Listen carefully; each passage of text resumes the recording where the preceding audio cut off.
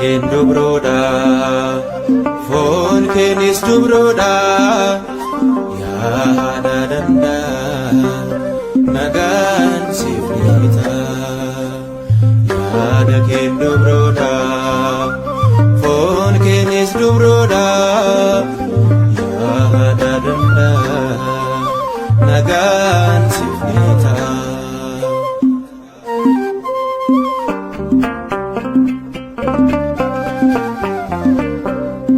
Isaayyaas dursee dubbatee raajuudhaan isa hubatee milfooftii durbee durbummaan hafuura qulqulluudhaan dhiisee Beetelehemitti magaalaa Daawititti arginee dhalachuu Gooftaa raawwatee raajiin raajotaa yaada keen dubroodha foon keenis dubroodha yaada danda'a nagaan siif dhiita.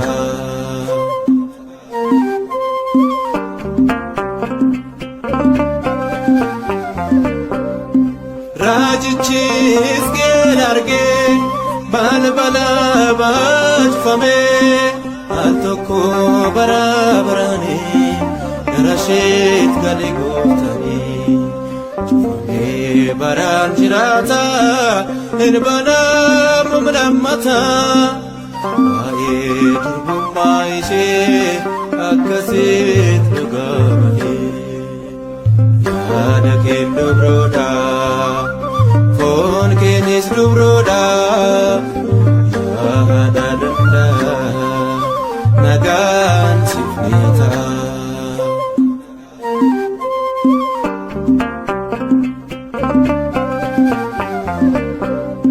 Laalistuu odoon gubatee siinarratti argee buusanii Maariyaam durbee siinaa teessoof bultuun gooftanaa dhiisee abidda sanaa sin gubnee yaasoolee aanaa kan bulee garaa keessaa waaqadhaa hin fayyisaa yaada keen dubroodha foon keenis dubroodha yaada danda'a nagaan siif dhiita.